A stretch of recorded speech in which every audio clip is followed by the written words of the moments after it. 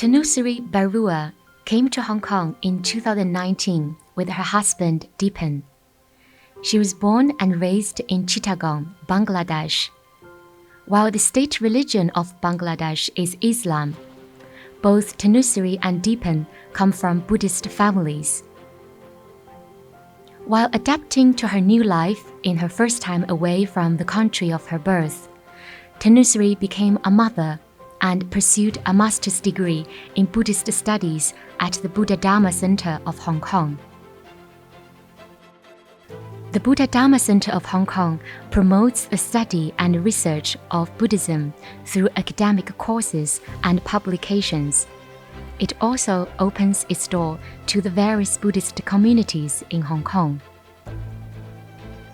Under the auspices of the center's founder, Venerable Professor K.L. Dhammajoti, Tanusree and Dipen organized a Bangladeshi Buddhist ceremonial rite of feeding for their young son. The occasion also commemorated the 5th year since Dipen's mother passed away. Venerable Dhammajoti is from Malaysia, an ethnic Chinese monk who was ordained in Theravada tradition. Before founding the Buddha-Dharma Center of Hong Kong, he taught at many respected universities in Hong Kong, mainland China, Taiwan, Sri Lanka, and Thailand. Today, we're very honored to be able to interview him. Venerable Dhammajoti, the Buddha-Dharma Center of Hong Kong has supported academic studies of many Buddhist monastics and laity from different countries. And the center also provides a place of worship and ceremonies for different Buddhist communities in Hong Kong, especially for the minority groups. What are the values behind all these efforts? I think for this place, the first thing you should notice is that it is named the Buddha-Dharma Center. Yeah? Buddha-Dharma Center is not a center for Buddhist studies, not an academic institution, first and foremost. Yeah? So we emphasize Buddha-Dharma. So we emphasize the real teaching of the Buddha, in other words, and that irrespective of the traditions, the different traditions, different sects, different schools, races and nationalities. No, but we want to unite the Buddhists under the true teaching of the historical Buddha, hence this center called Buddha-Dharma Center. But we believe that I think we need a platform like this to promote the integration of studies and practice. And something that I could not do when I was serving as a professor in some universities, and as you know, for many years, Buddhism emphasizes wisdom. But at the same time, it's again misunderstood that Buddhism is just a so-called religion of wisdom and it doesn't require faith. So we do emphasize faith very much at the same time, i.e. in brief, we want to promote the ideal of the integrated approach to Buddhism through studies and practice. And we provide a platform, so we provide a channel for those who aspire to deepen the studies, to do more as a focus on Buddhist studies, and then also at the same time gain the recognition. That's very important from the psychological point of view. Even if it may not be important from the point of view of getting a job. Many people come here not because of wanting to get a piece of paper to get better pay, but they want to feel that they have succeeded in their aspiration, and they've passed a degree, they've got a certificate, and then they are pleased with themselves. The inner satisfaction is very, very important. And I think particularly for the young people, they need both. They need to face the world in a realistic way. At the same time, they want to do this at the same time as Buddhist, not as ordinary student, but as Buddhist. Particularly, we would say, we hope that they study as practicing Buddhists. So we emphasize this too. Yeah. As to the other part, you say that this provides a place for the worship and ceremonies and rituals of Buddhism. Then again, I must say that we don't promote the idea that this is a service center. Do you know what I mean? People give you a call and say, yeah, we pay so much money, we want this service done. And then they come, you do it. No, that's not what we want to promote. We do all these services out of our heart, a feeling that these people, especially now I say the minority Buddhists here, they need the expression of their feelings as in a way that that they have lived, they have been taught in their traditions.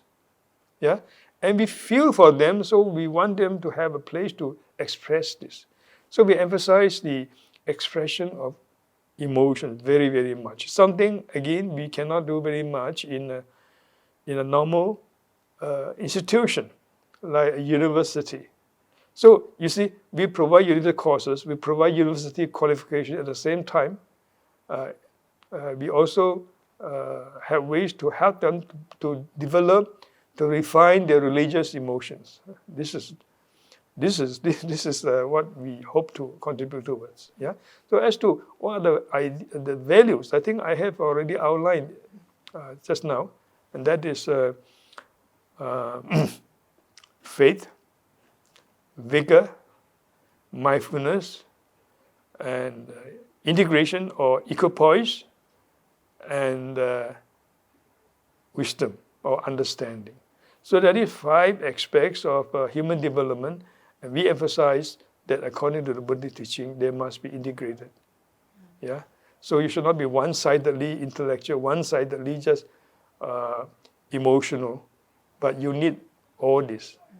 And after all, the Buddha teaches that we had to transform the so-called 5 aggregates, the 5 heaps, which includes the physical, you can say your physical computer in your brain, the intellectual aspect, and the physical aspect you have is also important, but it is certainly much more than that. It involves the emotional aspect, yeah, not only the cognitive, but the emotional, the cognitive aspect, yeah, and so all these aspects of your relations and the way you see the world and see yourself, all this must be always, you must always be mindful of them and balance them through mindfulness. And the theme of our interview series is feminine and spiritual. So we explore the lives of Buddhist women in Hong Kong. Would you please give some advice to the Buddhist woman today? Well, there are so many things I want to discuss with them, to share with them, but within 2-3 minutes, it's actually impossible. But let me outline a few points. And the first thing is that Buddhism emphasizes the development of true individuality. It's not a question of male or female, or this nationality, that nationality, but the individual. The Buddha is the true individual par excellence. And because he was a true individual, he transcended all the boundaries of nationalities, of ethnicity, and so on. In brief, although I don't have time to expound on this, the Buddha exemplifies what we believe to be the true individual. And then my first advice then is for women to develop as true individuals, not to feel a sense of inferiority or that they are secondary, right, as citizens just because of their femininity, right, and or because of the traditions.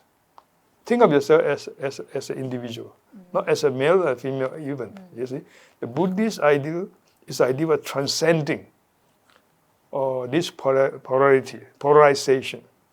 And you can going back to what I said for your first question, when you look at the doctrine of the five so-called faculties, spiritual faculties, the aspect of faith represents the aspect of, in a way, femininity, and then the emotionalities, you see.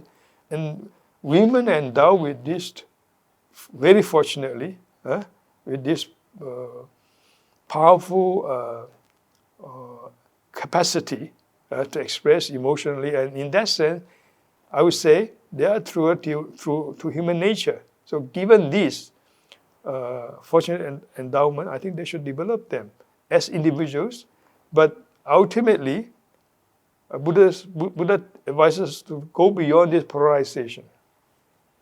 So never feel that femininity is a problem. This is not in the Buddhist values. That brings me to the second point, and that is that I think the Buddhist women and also Buddhists Asian Buddhists in general should be aware of the Buddhist values, traditional Buddhist values, not to be dictated, brainwashed by modern Western values. Think of the Buddhist values, think of the Buddha's teaching, learn to be inspired by his teaching as well as his example. And I have just shown one or two things just now, a couple of minutes ago. So I think the Buddhist women should learn from the Buddha, discern the Buddha more continuously within herself. Yeah?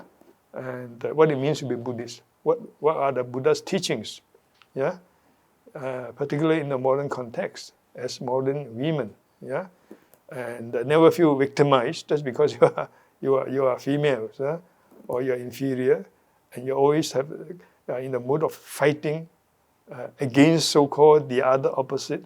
And these are all wrong Western way of dualistic way of polarization. And today, Buddhist women should be aware of this and be true individual. And to do that, it means often that you have to learn to go upstream, not to just follow the trend. Yeah, just because Westerners do like this, and this is the ideal of freedom for the women, equality for women, and so on. We also talk about equality of the woman, freedom of the woman, I think much more than the West. Yeah, in the Buddhist tradition. You can see that we have great female personalities in Buddhism, like the great preacher, Dhammadina. And she even was teaching even the monks. Yeah? And like this, you have Cartesian like Ambapali, who was a Cartesian, but with tremendous endowment of faith, once again, and emotions and sincerity within her. And then the Buddha recognized all these virtues of her as a woman. There are a lot of things the women can learn and can rejoice, right, in the positive teaching about femininity and womanhood, and how to live and develop as powerful, influential women in society, even to the extent of being able to inspire their counterparts, the males Buddhists, and to show them the right way of the Dharma. I think they have a lot to contribute. But first thing, learn and understand the Buddha, about his life, his teachings, and learn to be inspired by these teachings and examples. Yeah. Namaskar, Tanusree. Namaskar, Stacey. Could you please tell us more about your hometown in Chittagong and the Buddhist community there? Thank you for your question. My hometown is Chittagong, which is second largest city in our country, and it also a fourth city. Yes, and though I was born in village, but I grew up in city mostly. When I was 1.5 years old, I moved to city with my family and completed my primary, secondary, higher secondary, and graduation from different school, college, and university. And Chittagong is a very wonderful city, and it's very famous for its some tourist spots and destination. And in Buddhist community in Chittagong is very small. It's about 0.61%, and over 65% of population in Buddhist lives in Chittagong division. And we Buddhists are mostly follow that Theravada tradition, and which is came from Myanmar, and yes. So you were born into a Buddhist family. Yeah. What was your daily practice, and do you still practice that in Hong Kong? Yeah, four of my generation were Buddhist, and as we Buddhist by our lineage, so we should follow the path which is shown by the Buddha, and try to follow his rules and regulation, which is laid down basically. And every day we pray twice in the morning and in the evening, but it's not specific. We do it whenever we get time, and mostly at first we offer the water and flowers and some kinds of fruits, lamps and incense sticks to the Buddha. Then we start praying and meditate for some times. And we have so many religious festivals. During this festival, we go to the temples and pay our respect to the Buddha and also monks. And every year we celebrate the rains retreat.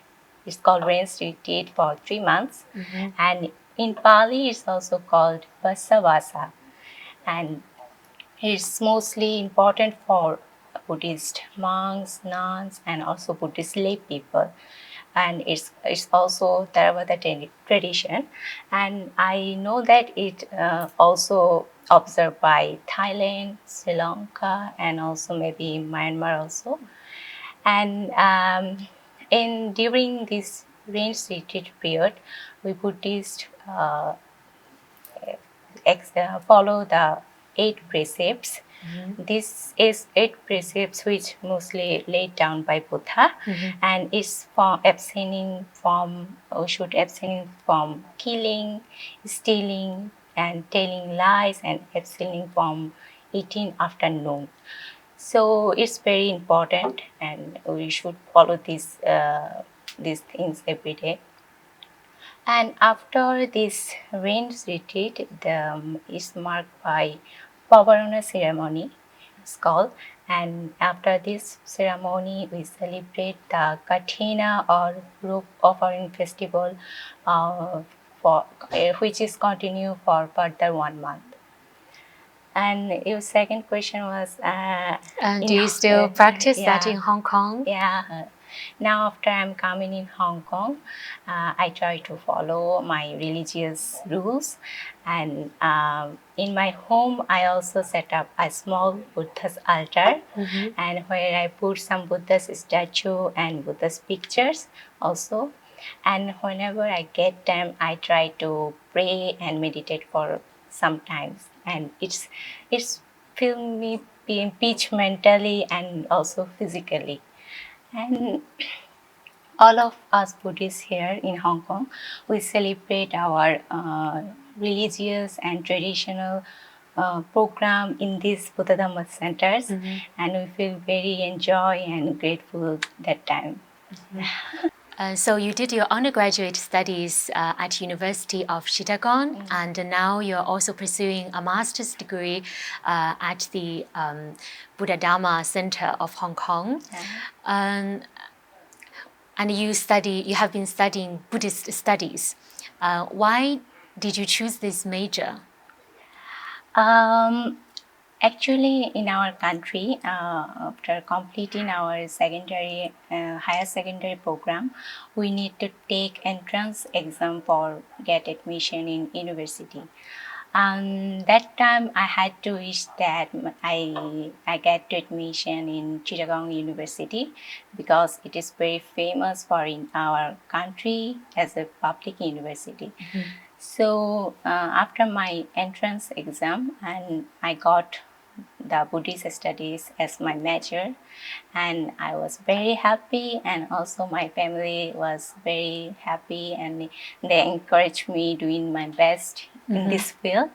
Although it's not a very occupational subject, this Buddhist Studies, but I still choose it because I want to know so many things from Buddhism, and I want to know the Buddha's teaching more, and which is I apply in my daily life. That's why. And maximum people in our country, they think that it's only a religious subject. At first, I had this kind of thought, but when I get admission there in Buddhist Studies, I get to know it's a wide field, and it's linked up with other subjects like economics, sociology, philosophy, psychology, and so many subjects there. And I think in future I can work as a researcher and writing and publishing academic paper from on subject like suttas and tradition. And I also I can learn so many languages like Pali, Sanskrit, and also Japanese, Tibetan, and Chinese also. You're studying all these languages now? No, I want to learn. I want to Okay. learn these things. But I learned something little bit Pali and Sanskrit. So personally, I feel lucky that my husband is from same field, and he always support and encourage me doing my best in my study. Yeah. So, in your experience, what are the differences between Buddhism as an academic discipline and Buddhism as a faith? I should say that Buddhism is a faithful religion, and this faithful is that for Buddha and the Dharma and the Sangha, and a faithful devotee called mostly Upasak and Upasika.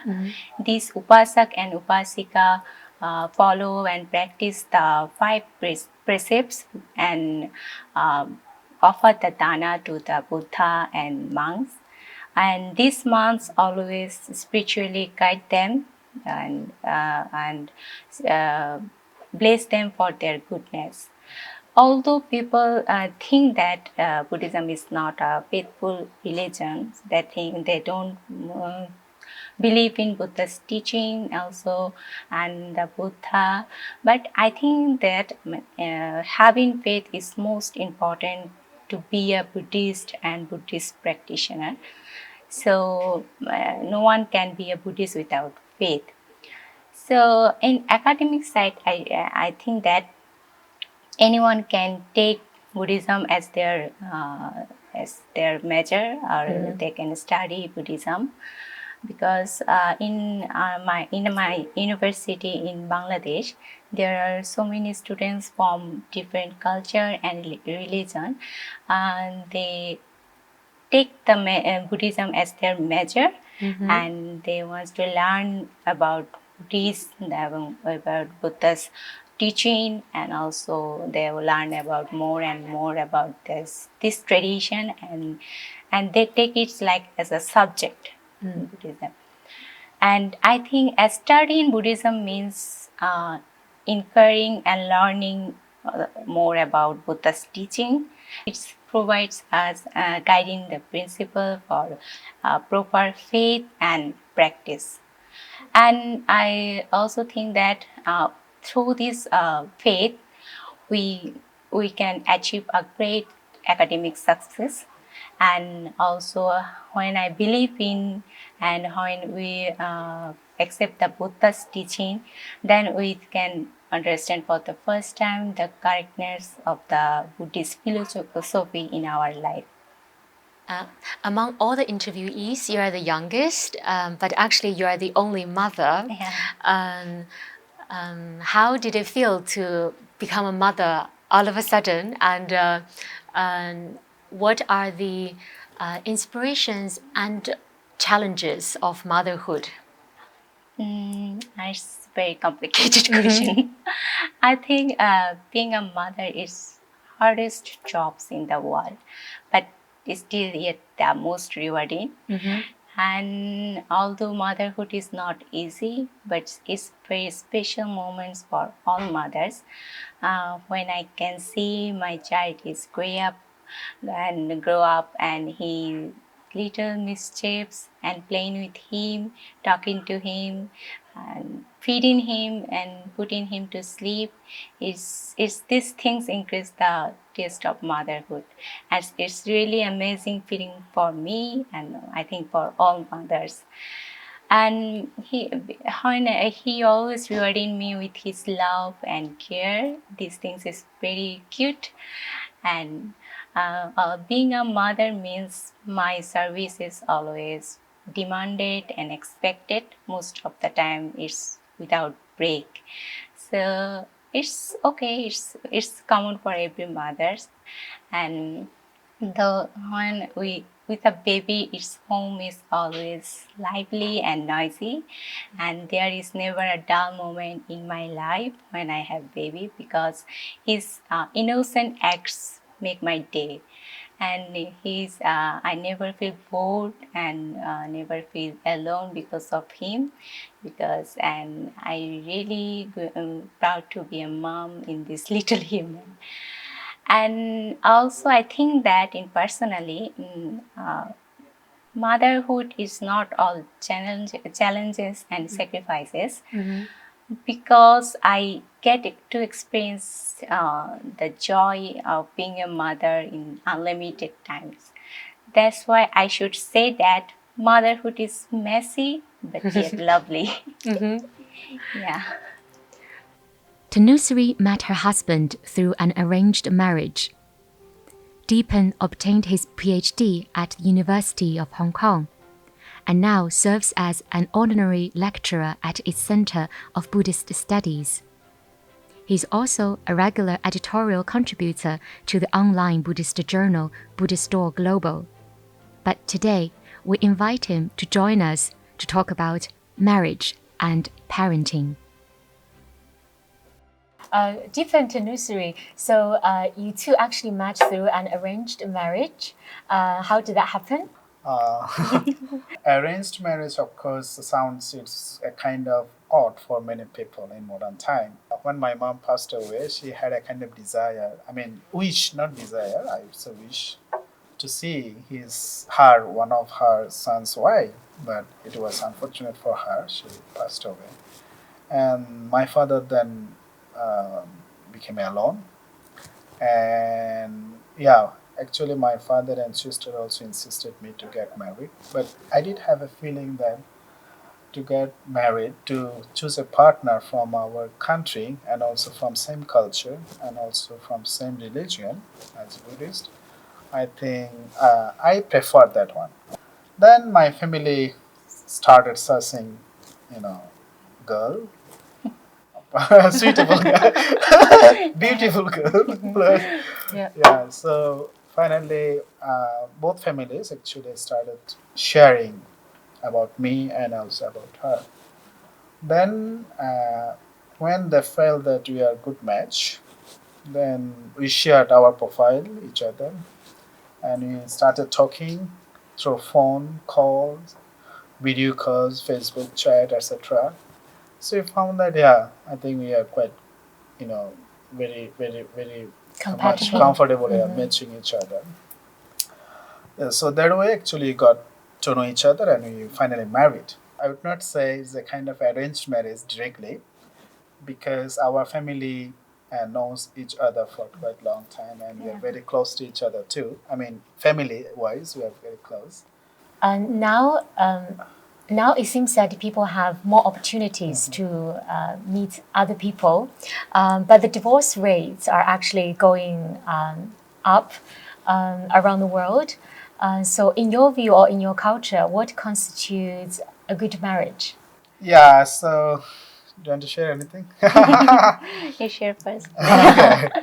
Different people might have different opinions, but what my opinion or my perspective is that um, marriage means a kind of family union between two families members, and also union with other family members nearby them.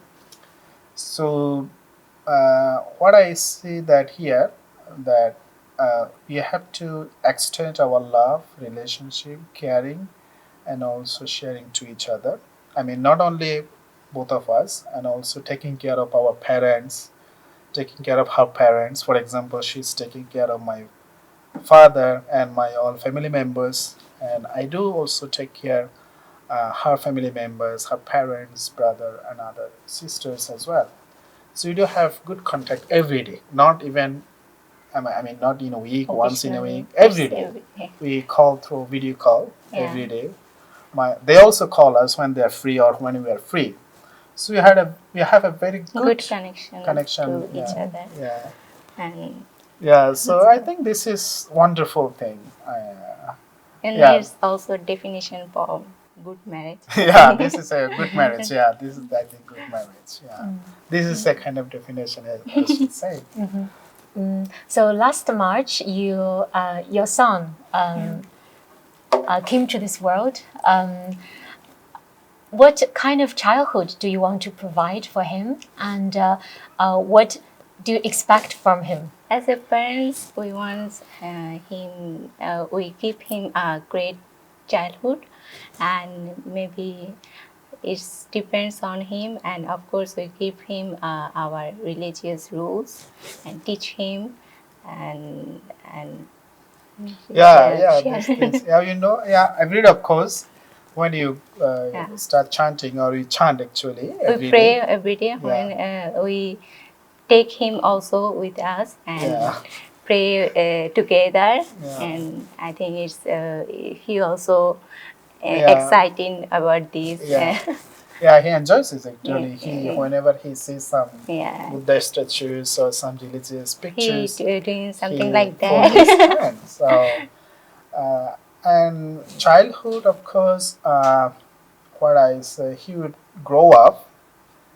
We will give our best here, and we will not insist him to do what. I mean, you have to be like doctor or engineer or teacher, professor. We would not insist him that way.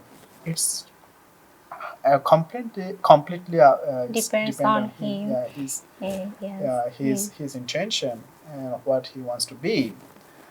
He has his own freedom, right? But as parents, we'll give full support. So even when he was born, even before he was born, when he was in the home, I mean, then we had a kind of discussion together like this, that when she said maybe what kind of our baby you want to be in future, or when I also asked her. But my straightforward question was, and also her straightforward question was like, we would not insist him, we would not give any kind of pressure. It's completely up to him. Of course, our as a Buddhist, and we try to give him Buddhist value, and also I hope that value of family relation. Family relation. And also we hope that he will keep this faith, Buddhist faith, in his life, and also he will pass to his future generation. So this is our kind of expectation for him.